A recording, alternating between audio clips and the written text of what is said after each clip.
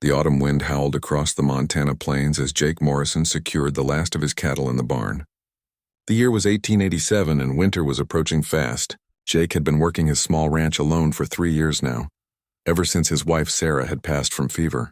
The isolation didn't bother him much anymore, but tonight felt different. There was something in the air that made his old cattle dog Rex restless and whimpering. As Jake walked toward his modest wooden cabin, he heard a sound that stopped him cold. It was faint, almost lost in the wind, but unmistakably human, a soft whimper like that of a hurt animal, but with the distinct quality of a child in distress. He grabbed his lantern from the porch and followed the sound toward the edge of his property, where the grassland met a small grove of cottonwood trees. There, huddled against the base of the largest tree, was a small figure wrapped in what appeared to be torn animal hide. Jake approached slowly, his lantern casting dancing shadows in the darkness. As he drew closer, he could see it was a Native American child no more than 7 or 8 years old. The boy's lips were blue with cold, his breathing shallow and labored. His dark eyes looked up at Jake with a mixture of fear and desperate hope. Jake had heard the stories from other ranchers about conflicts with the local tribes. There had been tensions, raids, and retaliations on both sides. Many of his neighbors would have turned away or worse. But as Jake looked down at this small, shivering child, all he saw was a human being in need. The same protective instinct that had made him care for orphaned calves kicked in without hesitation. "Easy there, little one," Jake said softly, setting down his lantern and removing his heavy coat. The child flinched but was too weak to run. Jake wrapped his coat around the small frame and gently lifted the boy. He was shocked at how light the child was, clearly malnourished and dehydrated. The boy's eyes fluttered closed as Jake carried him toward the cabin. Inside, Jake quickly stoked the fire and laid the child on his own bed, piling every blanket he owned on top of the small form. He heated water and prepared a simple broth from beef bones he had been saving. The child's breathing was so shallow that Jake wasn't sure if he would make it through the night. As he spooned small amounts of warm broth between the boy's lips, Jake found himself talking softly in English, knowing the child probably couldn't understand but hoping his gentle tone would provide some comfort. "That's it, son. Just a little at a time. You're safe now. Nobody's going to hurt you here." Throughout the night, Jake kept vigil beside the bed. He had delivered calves and foals, and he applied the same patient care to nursing the child back to consciousness. By morning, the boy's breathing had improved and his eyes opened with more clarity. When Jake offered more broth, the child drank eagerly, his small hands trembling as he held the cup. Jake tried to communicate through gestures, pointing to himself and saying, "Jake," then pointing to the child with a questioning look. The boy seemed to understand and whispered something that sounded like Ayana, though Jake wasn't sure if that was his name or something else entirely. For the sake of communication, Jake decided to call him Ayana. As the sun rose higher, Jake realized he faced a difficult decision. He could try to find the boy's family, but he had no idea which tribe he belonged to or how far he had traveled. The nearest settlement was 2 days' ride away, and the child was still too weak for such a journey. For now, Jake decided, the boy would stay here until he was strong enough to travel, or until Jake could figure out how to reunite him with his people. Over the next few days, Ayana slowly regained his strength. Jake shared his simple meals of beef stew, cornbread, and milk from his 2 cows. The child ate with the desperation of someone who had been hungry for a very long time. Jake fashioned warmer clothes for him from old shirts and blankets, and gradually, Ayana began to move around the cabin and even venture outside to watch Jake tend to his animals. Despite the language barrier, they began to develop a basic form of communication. Ayana was intelligent and observant, quickly picking up simple English words while teaching Jake a few words in his own language. Jake learned that Ayana's people called him Little Wolf, and that he had been separated from his family during what seemed to be some kind of conflict or raid. Jake noticed that Ayana would often stand at the window, looking out across the plains with a mixture of hope and sadness. The child was clearly homesick and worried about his family. Jake began to make plans to take the boy to the nearest fort, where someone might know how to contact the local tribal leaders and arrange for his safe return. What Jake didn't know was that Ayana belonged to a prominent family within his tribe. His father was a respected war chief, and his disappearance had not gone unnoticed. Search parties had been sent out immediately, following every possible trail. The tribal scouts were skilled trackers, capable of reading signs that would be invisible to most white men. As Jake went about his daily routine of caring for his cattle and preparing for winter, he remained unaware that eyes were watching him from the distant hills. Native scouts had picked up Ayana's trail and had observed the ranch for several days, trying to understand the situation. They had seen the white man caring for the child, feeding him, and treating him with kindness rather than harm. The scouts had reported back to their chief, Ayana's father, who was faced with his own difficult decision. The tribe had experienced broken promises and betrayals from white settlers before. But the report suggested that this particular white man had shown genuine compassion for a native child, even at potential risk to himself. As Jake tucked Ayana into bed on what would be their final night together, neither of them knew that by dawn, the ranch would be surrounded by 200 mounted warriors, all waiting to see how this unprecedented act of cross-cultural kindness would be resolved. Jake woke before dawn, as was his habit, but something felt different. Rex was pacing by the door, his ears alert and a low growl rumbling in his throat. The dog's behavior immediately put Jake on edge. In 3 years of living alone on the plains, he had learned to trust Rex's instincts completely. The dog had warned him of approaching storms, predatory animals, and even the occasional unwelcome visitor. As Jake quietly rose from his chair where he had been dozing, he glanced over at Ayana, who was still sleeping peacefully in the bed. The child had gained considerable strength over the past week. His cheeks had filled out slightly, and the haunted look in his eyes had been replaced by something closer to contentment. Jake had grown fond of the boy, enjoying his quiet company and quick learning. Jake moved to the window and peered out into the pre-dawn darkness. At first he saw nothing unusual. The familiar outline of his barn stood silhouetted against the lightening sky, and his cattle seemed calm in their enclosure. But as his eyes adjusted, he began to notice something that made his blood run cold. There were shapes in the darkness that didn't belong. At first he thought they might be rocks or fallen logs, but as he watched more carefully, he realized they were moving ever so slightly. The shapes were too uniform, too purposeful to be natural formations. Jake's heart began to race as the truth dawned on him. His ranch was surrounded. As the first rays of sunlight crept across the horizon, the shapes became more distinct. Mounted figures sat motionless on horseback, arranged in a perfect circle around his property. Jake could make out war paint, feathers, and the glint of weapons. He had heard enough stories to recognize Native American warriors when he saw them, and there were more of them than he had ever imagined possible. Jake's first instinct was panic. Every story he had heard about conflicts between settlers and tribes rushed through his mind. He thought of his rifle hanging above the door, but he quickly realized the futility of that thought. Even if he was the best shot in Montana, one rifle against what appeared to be hundreds of warriors was beyond hopeless. His second thought was of Ayana. The child was still sleeping, unaware of the situation developing outside. Jake realized that the warriors were almost certainly here for the boy. The question was whether they saw Jake as a kidnapper or as someone who had helped their lost child. As the morning light grew stronger, Jake could see the warriors more clearly. They sat their horses with the easy grace of people who had been riding since childhood. Their faces were painted for war, and they carried lances, bows, and a few rifles. But what struck Jake most was their complete stillness. They weren't making any aggressive moves toward the cabin. They were simply waiting. Jake heard Ayana stirring behind him and turned to see the boy sitting up in bed. The child looked toward the window and his eyes widened as he took in the scene outside. But instead of fear, Jake saw recognition and relief cross the boy's face. Ayana said something in his own language. A single word that Jake didn't understand, but that sounded like it might be father. The child jumped from the bed and ran to the window, pressing his face against the glass. He began speaking rapidly in his native tongue, clearly excited. Jake realized that Ayana recognized some of the warriors outside. These weren't strangers who had stumbled upon the ranch.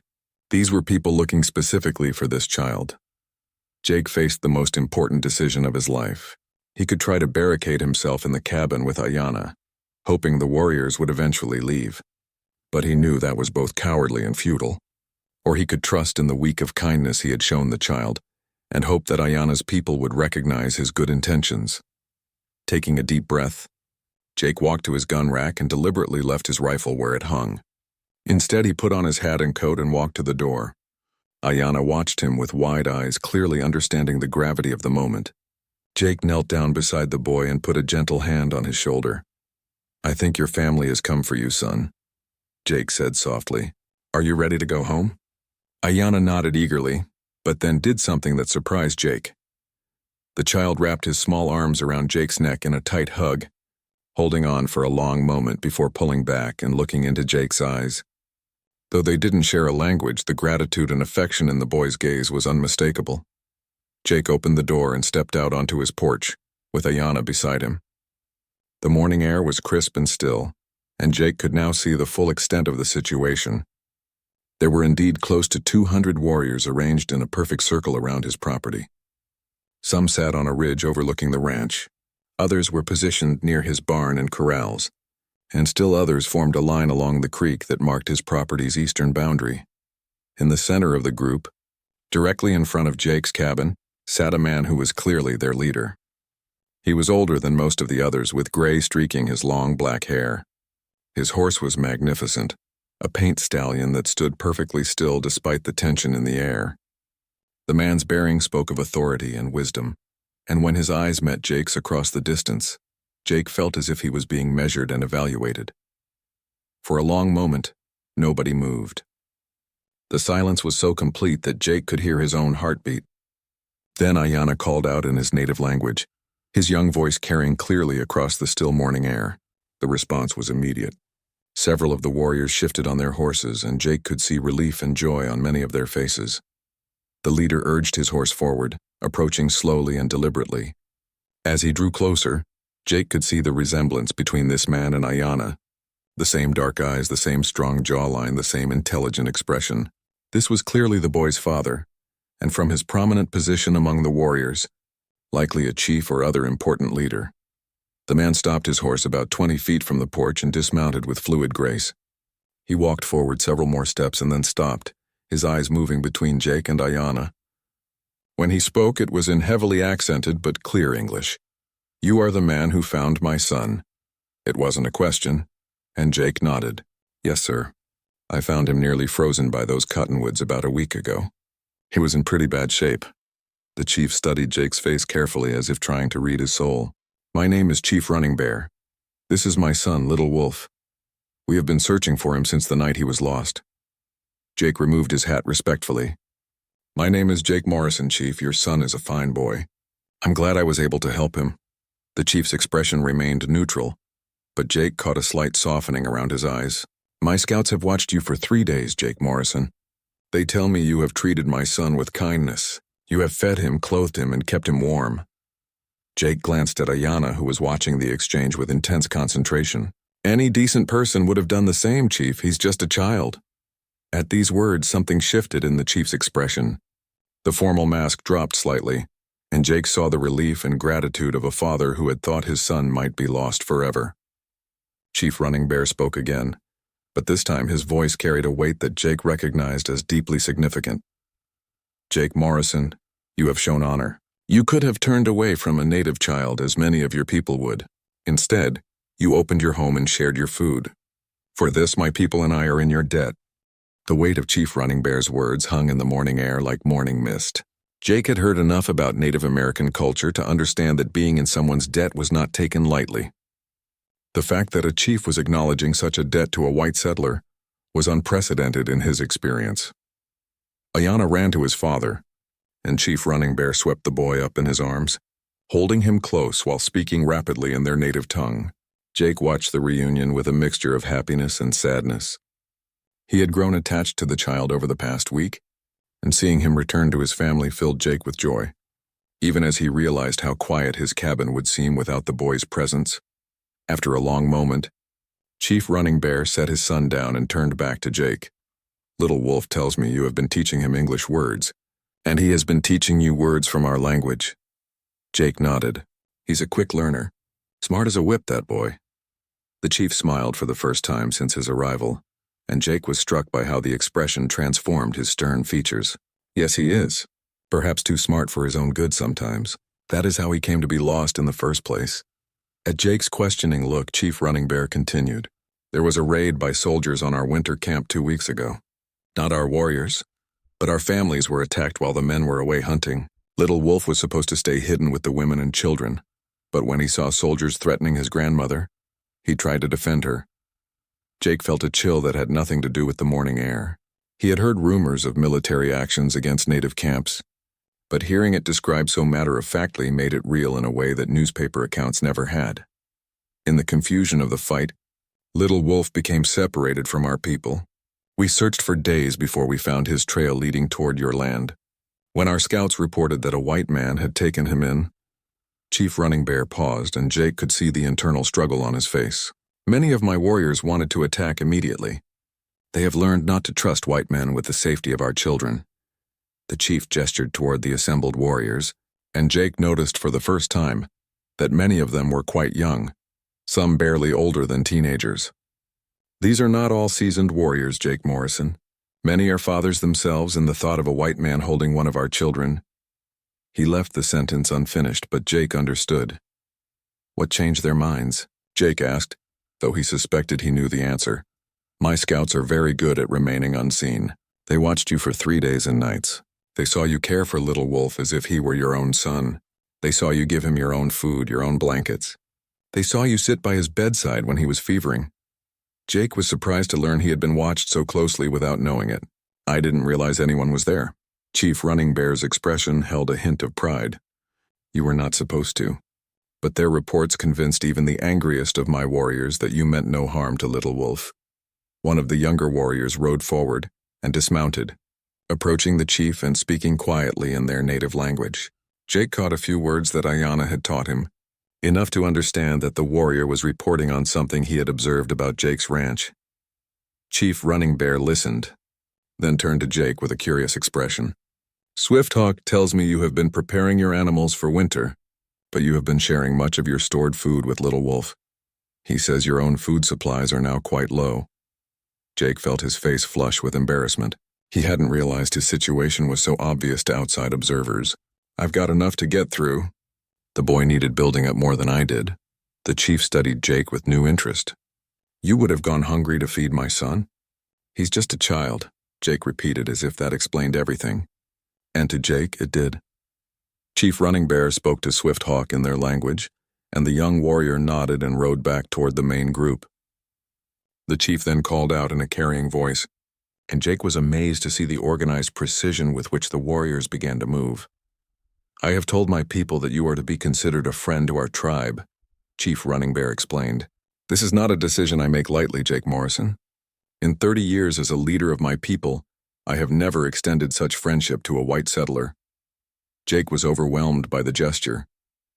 I'm honored, Chief, I truly am. There is more, the chief continued. My people believe that debts must be repaid. You have given my son life when he was dying, food when he was starving, and warmth when he was freezing. These are gifts that cannot be repaid with simple words. As Chief Running Bear spoke, Jake noticed that some of the warriors were approaching his barn and corrals. For a moment he felt a spike of concern, but the chief seemed to notice his reaction. Do not worry. They will not harm your animals. But Swifthawk has observed that your cattle are few, and your winter preparations are incomplete. This is partly because you have been caring for Little Wolf instead of focusing on your own needs. Jake watched in amazement as the warriors began working with his cattle, demonstrating a knowledge of animal husbandry that surprised him. He had fallen victim to the common settler assumption that Native Americans knew only hunting and warfare, but it was clear these men understood livestock as well as any rancher. My people were great herders long before we were warriors, Chief Running Bear explained, as if reading Jake's thoughts. We know cattle, horses, and the land. We know what it takes to survive a Montana winter. Over the next hour, Jake watched in fascination as the warriors worked. Some rode out to gather in cattle that had strayed farther than Jake had realized. Others repaired sections of his fence that he hadn't had time to fix. Still others seemed to be bringing supplies from somewhere, adding to his stores of hay and grain. Ayanna stayed close to his father but kept glancing at Jake, and the boy seemed torn between excitement at being reunited with his people and sadness at leaving the man who had cared for him. Jake understood the feeling completely. Chief Running Bear noticed his son's conflict and knelt down to speak with him privately. Jake couldn't understand the words, but he could see the serious conversation taking place between father and son. After several minutes, both turned to look at Jake, and the chief stood up. "Little Wolf has made a request that I find myself wanting to grant," the chief said. "He wishes to spend part of each summer here, learning the ways of your people as he learns the ways of ours. He believes there is value in understanding both worlds." Jake was stunned by the suggestion. "You would trust him to stay with me?" "For part of each year, yes. If you are willing. Little Wolf is intelligent, and he may be able to serve as a bridge between our peoples someday. Understanding your ways could be valuable for our future." The idea of having Ayanna return each summer filled Jake with more joy than he had felt since Sarah's death. The boy had brought life back to his lonely cabin, and the thought of his annual return was like a gift Jake had never dared to hope for. "I would be honored to have him," Jake said simply. Chief Running Bear smiled again, and this time the expression reached his eyes. "Then it is settled. But first we must ensure you both survive this winter. My people will help you prepare properly." As the morning progressed, Jake realized he was witnessing something extraordinary. The same warriors who had appeared at dawn as a potential threat were now working alongside him as partners and friends, sharing knowledge and resources to ensure his success. By midday, Jake's ranch looked more prosperous than it had in years. His cattle were properly gathered and accounted for, his buildings were repaired and reinforced for winter, and his stores of food and fodder had somehow doubled. When he asked Chief Running Bear how this was possible, the chief's answer was simple. "We take care of our friends, Jake Morrison, and you are now our friend." As the afternoon sun climbed higher, Jake found himself in the unprecedented position of hosting nearly 200 Native American warriors on his small ranch. What had begun as a potentially deadly confrontation had transformed into something resembling a community barn raising, with warriors working alongside Jake to prepare his homestead for the harsh Montana winter ahead. Chief Running Bear remained near the cabin, supervising the work while engaging Jake in conversations that revealed the depth of his wisdom and experience. Jake learned that the chief spoke 4 languages fluently and had spent considerable time studying the ways of white settlers, not out of admiration but out of necessity for his people's survival. "You are different from most white men I have encountered," the chief observed as they watched warriors reinforcing Jake's barn roof. "Most see only what they want from our land, not what they can give to it." Jake felt uncomfortable with the praise. "I'm just trying to make an honest living, Chief. This land is hard enough without making enemies of your neighbors." "Neighbors," Chief Running Bear repeated thoughtfully.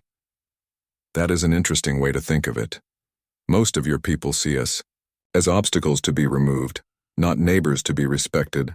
The conversation was interrupted by the arrival of several warriors leading a magnificent black stallion. The horse was clearly valuable, with bloodlines that spoke of careful breeding and expert care. Jake admired the animal from a distance, noting its intelligent eyes and powerful build. Chief Running Bear noticed his attention. "That is Thunderwalker, one of our finest horses. Swifthawk believes your mare would benefit from his bloodlines." Jake looked toward his modest corral where his aging mare, Belle, stood watching the proceedings with curiosity. Belle was a good horse, reliable and gentle, but she was getting old and Jake had been wondering how he would replace her when the time came. "That's very generous, but I couldn't accept such a valuable animal," Jake protested. The chief's expression became serious. "Jake Morrison, you must understand something about my people. When we give gifts, they are not charity. They are investments in friendship and alliance. To refuse would be to suggest that our friendship has no value." Jake realized he was navigating cultural waters he didn't fully understand, but he could see the sincerity in the chief's eyes. "I'm honored by your friendship, Chief. If you believe this gift is appropriate, then I accept it gratefully." Chief Running Bear nodded approvingly and spoke to the warriors in their native language. They led Thunderwalker to Jake's corral, and even Belle seemed impressed by the magnificent stallion's presence. As the work continued, Jake noticed that Ayanna had been quietly moving between the warriors and himself, serving as an informal translator and bridge between the two groups. The boy seemed completely at ease in both worlds, equally comfortable, chatting with the warriors in his native tongue and explaining their actions to Jake in the English he had learned over the past week. Late in the afternoon, one of the warriors approached Chief Running Bear with what appeared to be urgent news. The man spoke rapidly in their language, gesturing toward the eastern horizon. Jake caught enough words to understand that riders were approaching, and from the warriors' reactions, these were not friendly visitors. Chief Running Bear's expression hardened as he listened to the report. When the warrior finished, the chief turned to Jake with concern in his eyes. A patrol of soldiers is approaching from the east, perhaps 20 men, led by an officer my scouts recognize. Captain Hayes has a reputation for shoot-first behavior when it comes to my people. Jake felt his stomach drop. He had heard of Captain Hayes, a career military officer who had built his reputation on aggressive campaigns against native tribes. The man was known for his belief that the only solution to conflicts with Native Americans was complete subjugation or elimination. "They'll be here within the hour," Chief Running Bear continued. "My warriors could easily defeat such a small force, but that would bring the full weight of the military down on our people. Many innocents would suffer." Jake understood the impossible position the chief found himself in. To fight would invite retaliation against the entire tribe, but to be caught in such numbers near a white settlement would likely be seen as preparation for an attack. "What do you need me to do?" Jake asked without hesitation. The chief looked surprised by Jake's immediate offer of help. "You would risk yourself for us?" "You're my neighbors," Jake said simply, echoing the chief's earlier words. Neighbors help each other. A plan quickly took shape. Most of the warriors would withdraw to positions in the hills where they could observe but remain hidden. A small group, including Chief Running Bear and Ayanna, would remain at the ranch. If questioned, Jake would explain that he had found the lost child and was arranging his return to his people. As the warriors began to disperse with the same silent efficiency they had shown in arriving, Jake felt a growing sense of dread about the approaching confrontation. Captain Hayes was known for his suspicion and hostility toward any cooperation between settlers and Native Americans.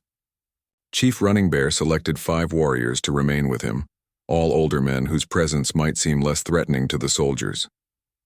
Ayanna would stay close to his father, and they would present themselves as a small family group that had come to retrieve the lost child.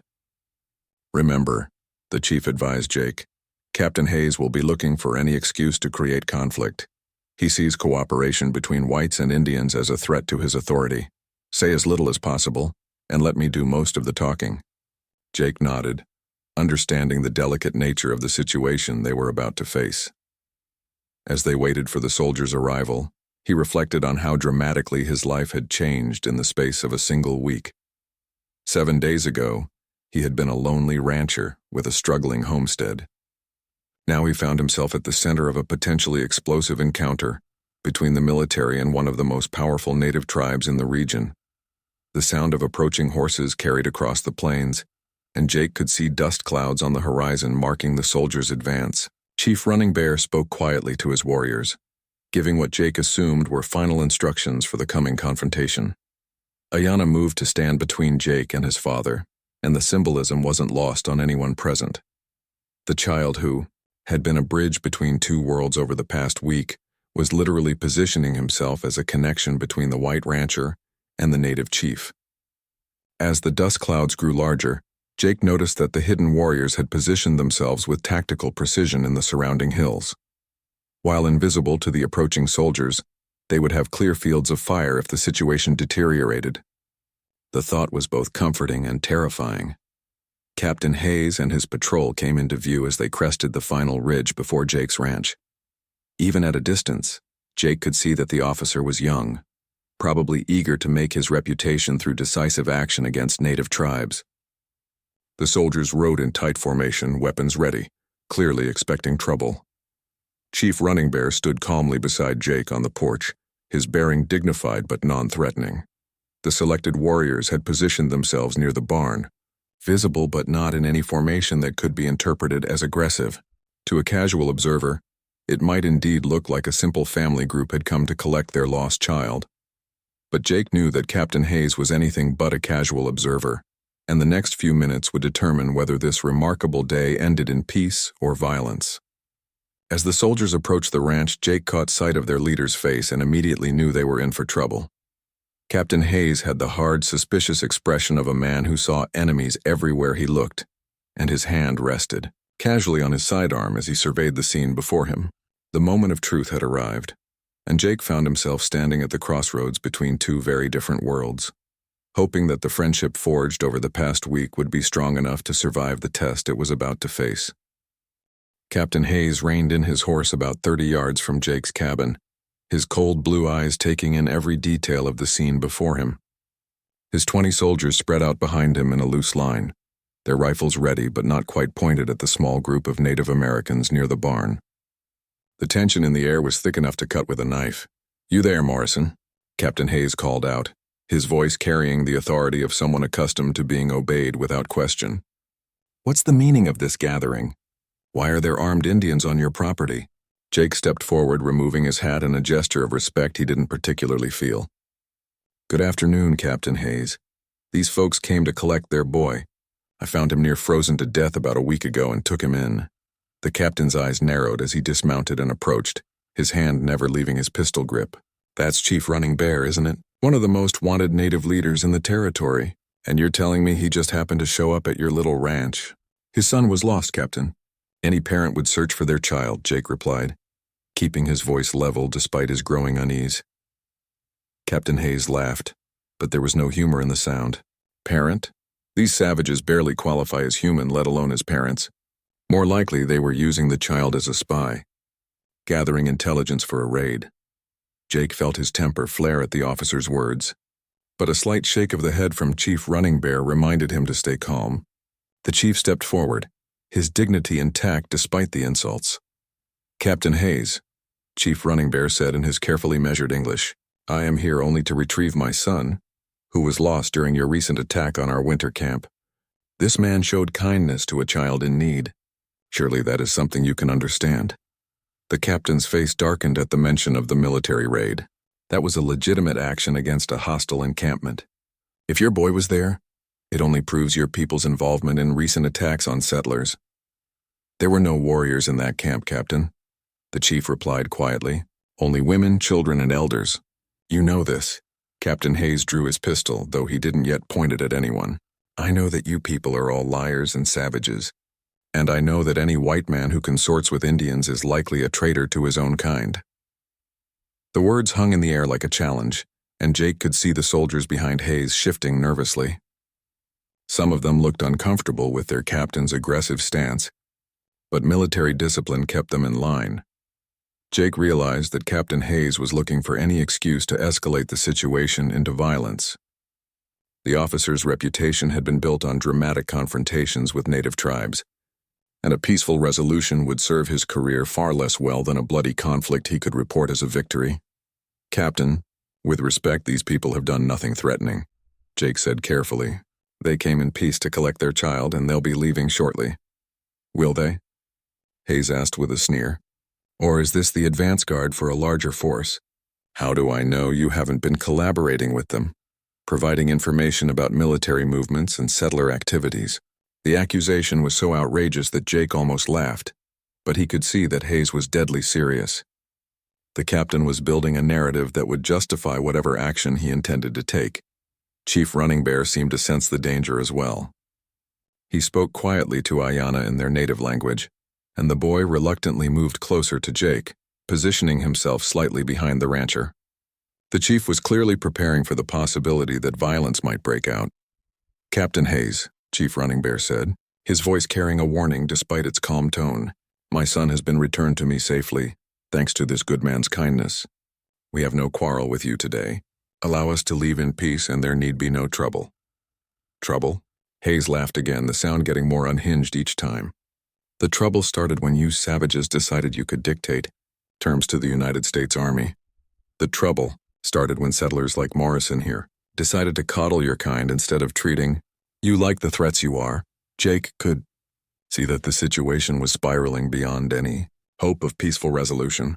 Captain Hayes was determined to create a confrontation, and nothing Jake or Chief Running Bear could say would change that. The only question now was how bad things would get. One of the soldiers behind Hayes, a sergeant with graying hair and intelligent eyes, cleared his throat. "Captain, if I may, the boy does appear to be in good health. Perhaps the chief is telling the truth about just collecting his son. Hayes whirled on the sergeant with fury. "Sergeant Walsh, did I ask for your opinion? These people are hostiles, and anyone who defends them is suspect as well." Sergeant Walsh's expression tightened, but he said nothing more. Jake could see that even within the military unit, there was disagreement about how to handle the situation. Captain Hayes turned back to Chief Running Bear, his pistol now pointed directly at the native leader. "I'm placing you under arrest as a hostile combatant. Your warriors can surrender or be shot down where they stand."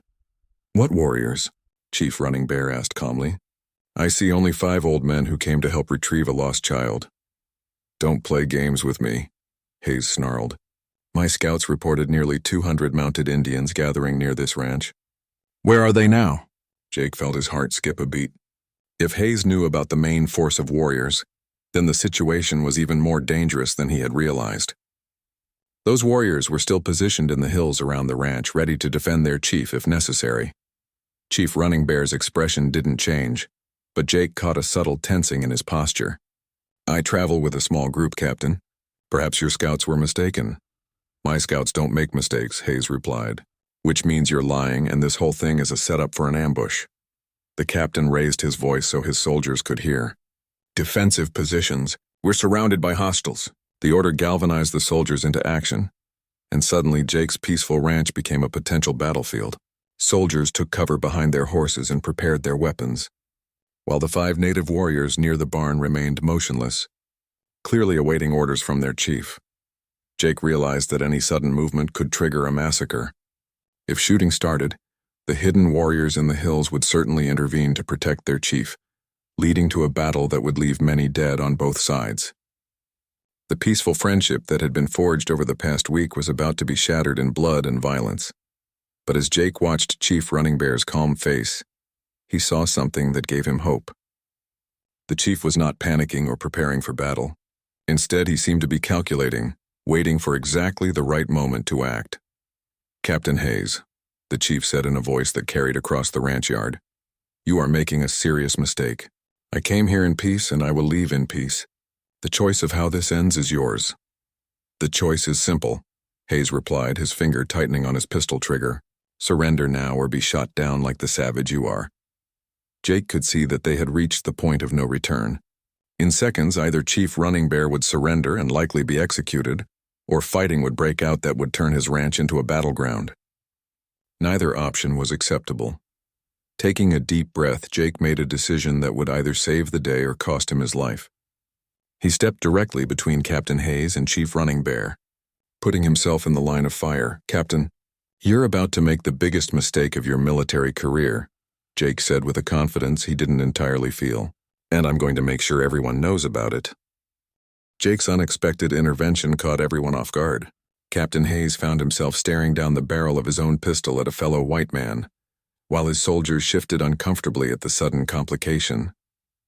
Behind Jake, Chief Running Bear remained perfectly still, but Jake could sense the chief's surprise at this development. "Get out of the way, Morrison," Hayes snarled, though he didn't lower his weapon. "This doesn't concern you anymore."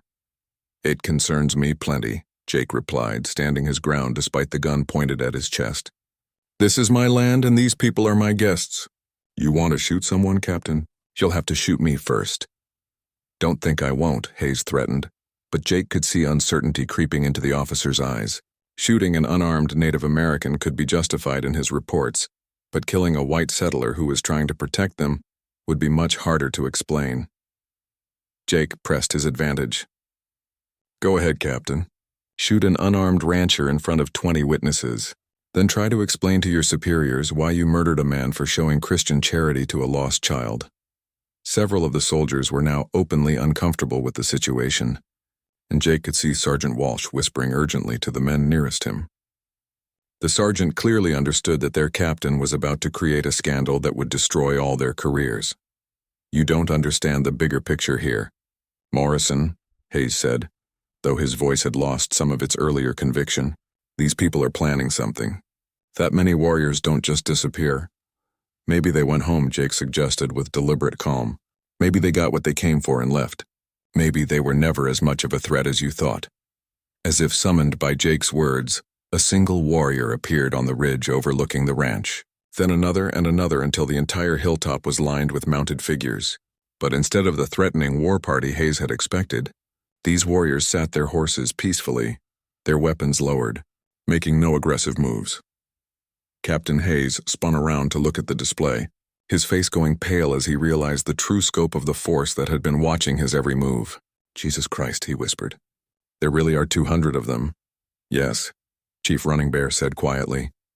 "And they have been watching you since you entered our territory.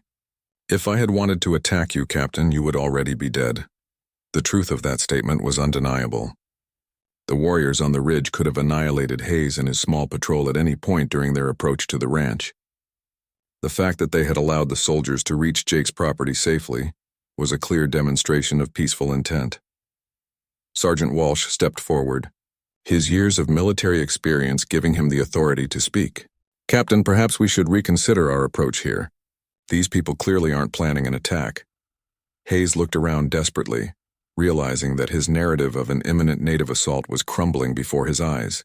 They're just waiting for the right moment to strike. This could all be an elaborate trap. Or, Jake said pointedly, they could be exactly what they appear to be. A family that came to collect their lost child and is now ready to go home in peace. Chief Running Bear chose that moment to speak, his voice carrying easily across the ranch yard. "Captain Hayes, I will make you an offer. My son has been returned to me safely, and for that I am grateful to Jake Morrison. I have no wish for conflict with you or your soldiers. Allow us to leave in peace and this incident ends here." "And if I refuse?" Hayes asked, though his bravado was clearly forced. The chief's expression remained calm, but his next words carried an unmistakable warning. "Then my warriors will defend their chief and their ally. Your 20 men against our 200. The choice is yours." Jake could see the captain's mind racing as he tried to find a way out of the situation that would preserve his reputation and authority. The man had built his career on aggressive confrontations with native tribes, but he had never faced a situation where he was so clearly outmatched. Ayanna, who had been silent throughout the confrontation, suddenly stepped forward and began speaking in clear English, his young voice carrying surprising authority. "Captain Hayes, my name is Little Wolf and I am the son of Chief Running Bear. This man, Jake Morrison, found me dying in the cold and saved my life. He fed me when I was hungry, warmed me when I was freezing, and cared for me when I was sick. He did this even though he knew I was Native American, and even though he knew it might bring trouble to himself." The boy paused, looking directly at the captain with eyes that seemed far older than his years. "In our culture, such kindness creates bonds that cannot be broken. Jake Morrison is now part of our family, under our protection. If you harm him, you harm us. If you threaten him, you threaten us." The simple eloquence of the child's words had a powerful effect on everyone present, including the soldiers.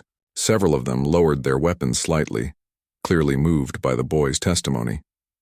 Captain Hayes looked increasingly isolated as his own men began to question the wisdom of his aggressive stance. Sergeant Walsh stepped closer to his commanding officer and spoke in a low voice that everyone could still hear. "Captain, the boy makes a compelling case. Morrison clearly acted with humanitarian motives. There's no evidence of any conspiracy or threat here. Maybe we should accept the chief's offer and let them leave peacefully." Hayes looked around at his men and saw doubt in many of their faces. He realized that if he pressed the confrontation further, he might face a mutiny from his own troops. The situation had shifted completely away from his control. "Fine," Hayes said finally, holstering his pistol with obvious reluctance. "You have 1 hour to clear out.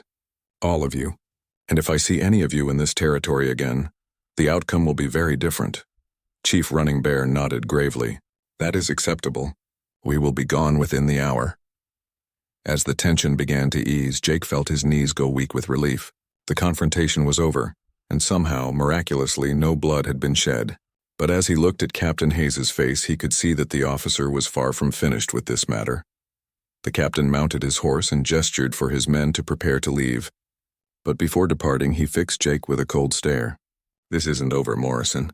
You've chosen your side, and there will be consequences for that choice." "I chose the side of human decency, Captain," Jake replied. "If that brings consequences, I'll face them. As the soldiers rode away, Chief Running Bear placed a hand on Jake's shoulder. "You have shown great courage today, my friend. That was a dangerous thing you did, stepping between us and his gun." Jake shrugged, still shaking slightly from the adrenaline. "Seemed like the right thing to do at the time." The chief smiled. "In our culture, we have a saying, true courage is not the absence of fear, but acting rightly despite that fear. You have shown true courage today." As promised, the warriors began preparing to leave within the hour. But before departing, Chief Running Bear had one final gift for Jake.